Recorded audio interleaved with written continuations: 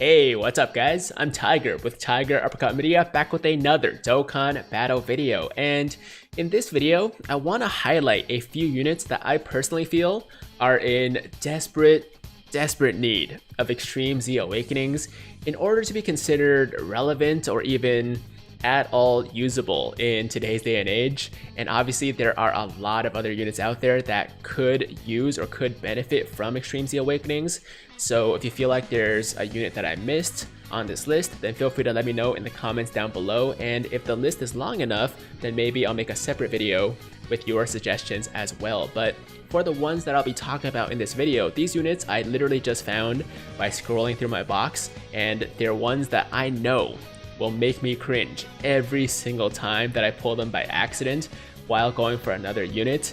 And I just really hate them, guys. So hopefully there is a Bandai Spy out there right now taking some notes, because these guys are definitely should be in line for Extreme Z Awakenings sometime in the near future.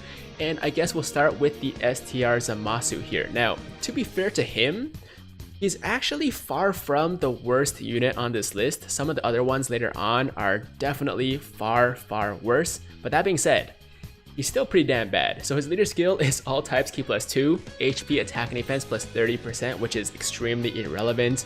Nobody's gonna be using him as a leader unless you literally started the game like today. So if they just made that leader skill something like extreme types, Ki +3, HP attack and defense +70%, that'd be pretty solid. Or even a secondary Realm of Gods leader like 100% or 120%. Maybe I'm asking for too much, but that'd be pretty nice.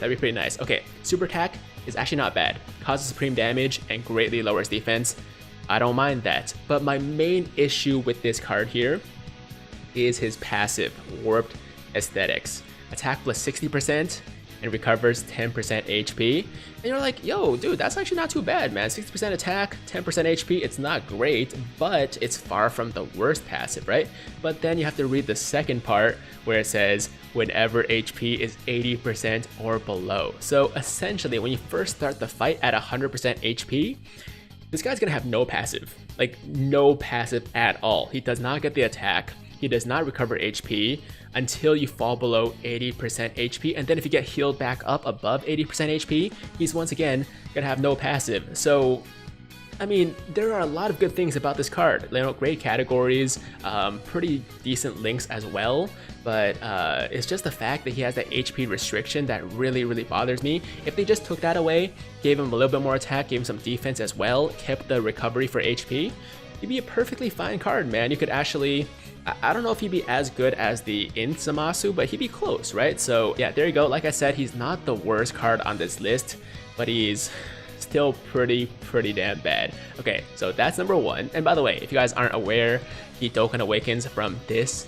STR Zamasu right here, and I have pulled literally 10 plus copies of it, maybe 15, I don't even know, but more than enough copies to rainbow him. So man, like, make him useful, please, man. Make him useful. Okay, next up on the list is Tech Pikkon, and once again, he has some good things going for him, but it's just the passive that really kills him. So his leader skill is Tech and STR types, Ki +3, HP attack and defense +30%. Once again, a very low buff, but if you just increase those percentages, he could be pretty damn good.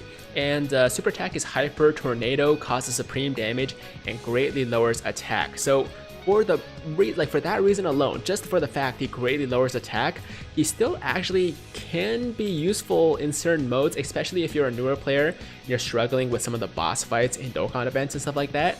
Having him greatly lower the boss's attack could actually help you a lot and save you from getting killed by a super. But that being said, his passive is very bad. Is very bad. His passive gives him Ki +3, attack +7,000, and defense +3,000 when facing only one enemy. And if it was just Ki +3, attack +7,000, defense +3,000 alone, just a flat boost, that would have already been quite awful, but you add the fact that he only gets this buff when facing one enemy. If you're facing 2, 3, 4, whatever, he's gonna have no passive, just like Zamasu. That's pretty bad, so definitely take away the restriction, give him percentage boosts, and we'll be good to go. We'll be good to go. And he's actually, like I said, not bad because he does greatly lower attack, which is not a mechanic that a lot of units have. And it's actually, I feel like, very underrated because it can make a huge difference when you're fighting bosses. I mean, I can even see this guy being like possibly useful for things like Super Battle Road and stuff like that if he gets more defense and more attack on his passive because of the greatly lowering attack. Like, it does make a huge difference. So once again, these two guys, not the worst, but not good by any means. Not good by any means. So definitely hoping these two get Extreme Z Awakenings. And then next up, we have the STR Majub. And this STR Majub, yeah, he's bad. He's quite bad. All types, Q+3. That's it for the leader skill. I would like actually to see him become a Shadow Dragon Saga leader, just like even 70%, 100%, something like that would make him pretty decent as a secondary leader. And then his super attack is supreme damage and lowers attack. Not too bad if they kept supreme damage and kept lowering attack, I'd be okay with that. But his passive only gives him attack and defense plus 7,000 when HP is 30% or above. And, you know, while it's better than like if it was, you know, 80% or below or 70% or below, why is there an HP restriction? Okay, here's the reason. You know what? I'm gonna answer my own question here. It's because they're very old cards, right? They're very old cards. But then when you compare them to a lot of cards in today's day and age, even like free-to-play units, okay, these cards, there is at least one free-to-play card out there that is better. Actually, there's multiple, but at least one that is better than every single card on this list. And keep in mind that every single one of these cards are Dokkan Awakened. They're rebirthed cards, right? It's not just SSRs I'm talking about. These are cards that got Dokkan Awakenings and are still this bad. But anyways, HP restriction is stupid here, even though, you know, you're not going to be falling below 30% HP that often. But even if you're getting the 7,000 attack and defense, his stats are not going to be amazing. His, you know, he only has supreme damage for his multiplier. So overall, he's just not really doing damage or tanking it by any means. So yeah, give him percentages, that'd be good. Take away the HP restriction, and yeah, he could be pretty decent. He could be pretty decent. All right, moving on now to this Physical Piccolo, and we're really scraping the bottom of the barrel now, guys. The next couple of units are absolutely atrocious. Like, let's say the ones we just talked about, the last three, were just like pretty bad. The next couple are absolutely awful, and we're starting with this guy right here. Physical Piccolo, a true master's dignity. Attack and defense plus 30% when HP is 80% or below. This guy only gives you a leader skill if you're below 80% HP. So if you thought the other guys were bad, like Ki+2, attack and defense plus 30%, nah, this guy doesn't even give Ki, and he only gives attack and defense when HP is 80% or below. His super attack, Hellzone Grenade, gives him extreme damage, or deals extreme damage, which I believe is a 40, oh, that's actually not too bad. Actually not too bad, 140%, okay. I underestimated him there. That's not bad. But greatly lowers defense, that's pretty good too. But his passive only gives defense plus 70% to all allies, and you guys might be like, yo, Tiger, he's a support unit, man, that's pretty good. 70% defense is not bad, but that's his only passive. All right, that's his only passive.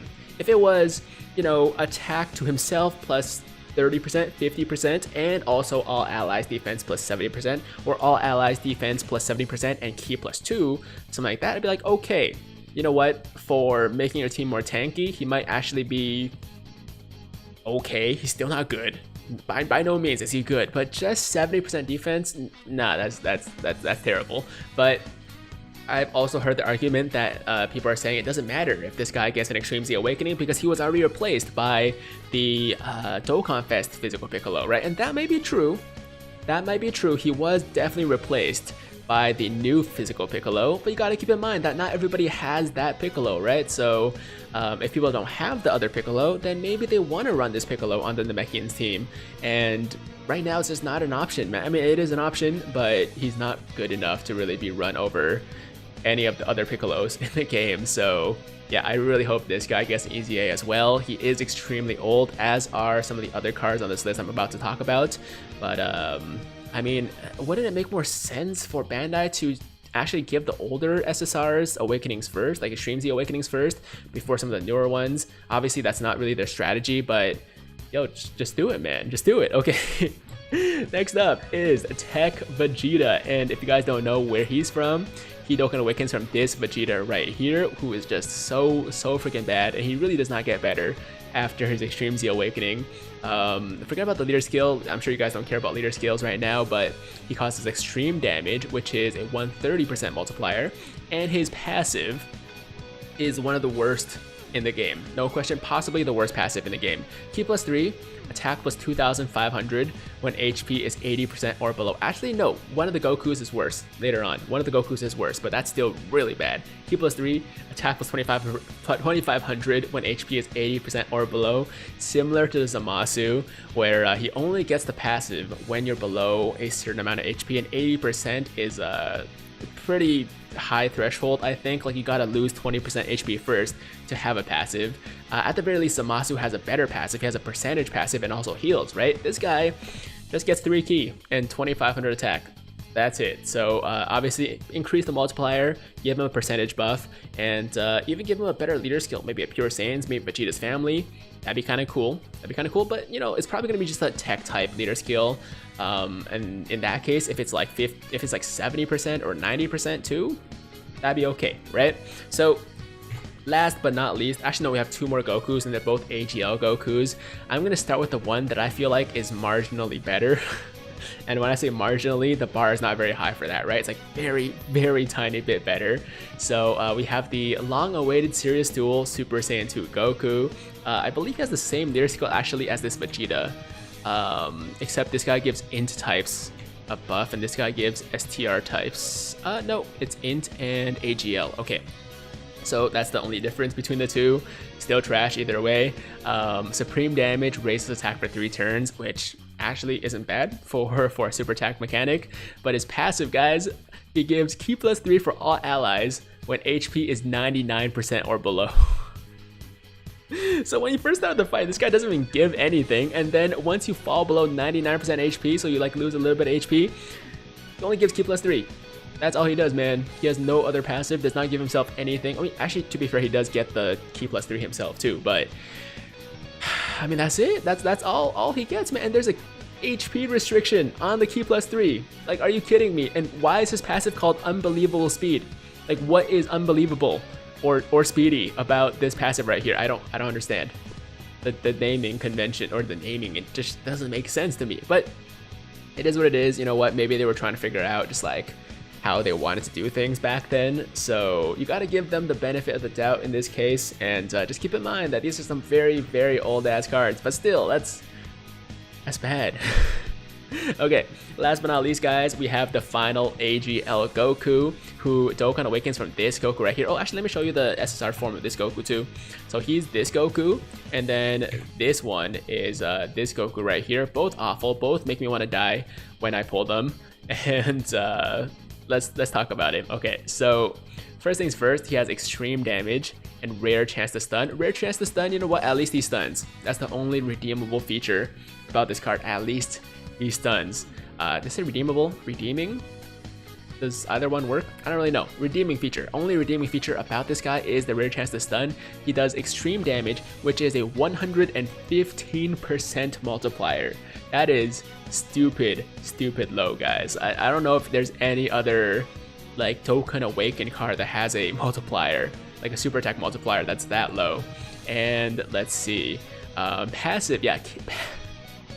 His passive, Anger Management. This is by far the worst passive in the game for a UR unit. This is by far the worst passive for a UR unit in this game. Anger Management, Ki plus 7 when HP is 50% or below. That's a thing, guys. That is real. That is a summonable unit in this game that has that passive. Oh my god. Ki plus 7. Why does he need Ki plus 7? I mean, okay, I guess back in the day, when he first got the Awakening, leader skills were not as good, I guess, and it was harder to get super attacks off. So the fact that he could get +7 ki and almost guarantee a super is a good thing, right? It was a big deal, I guess. But dude, look at this is a joke today. Like seriously, this is a joke in today's day and age, man. When you got like free-to-play units doing over 2 million damage that are getting like 200+% attack buffs on their passive when you meet like a bunch of conditions. I'm talking about specifically cards like the physical second form Frieza, for example, who can get over 200% attack on his passive, right? This guy is a summonable unit that's Dokkan Awakened that gets Q+7, and that's it when HP is 50% or below. That is wild. That's crazy. Okay, so that is the last card I have to talk about. Those are the 7 that I found in my box just by scrolling through. I'm like, okay, I hate this guy, I hate this guy, I hate this guy, I hate this guy. And that's how I came up with this list. Like I said, guys, there are a lot of other units out there that could benefit from the EZA treatment. And if you feel like there are ones that I missed that should be mentioned in a video, then let me know in the comments down below. And like I said, if I compile enough of a big enough of a list, then I'll make a separate video with your suggestions as well. But yeah, those are the units that I have to talk about today. He is by far the worst one. And here are the other ones. We have the other AGL Goku, Super Saiyan 2 Goku. We have the Super Saiyan Vegeta. I don't know what just happened there. Oh, I just zoomed in. Okay. And we have this Physical Piccolo, all really bad. Majub, really bad. Pikkon, pretty damn bad. And Zamasu, pretty damn bad as well. I feel like the list definitely does get worse as we go along. So I guess it kind of makes sense as far as like a ranking system goes from like best to worst, but even the best one is really bad. So yeah, that's gonna do it for today's video, guys. Hope you enjoyed it. As always, if you liked today's video, then make sure to like the damn video. And if it's your first time watching me, first time to the channel, and you like what you see, then definitely hit that big red subscribe button to join the Tiger Squad now. And while you're at it, hit that notification bell too, so that YouTube knows you want to stay up to date with all my latest content. And that's it. That's all I gotta say. Hope you guys have a fantastic day. I'm Tiger with Tiger Uppercut Media, signing out.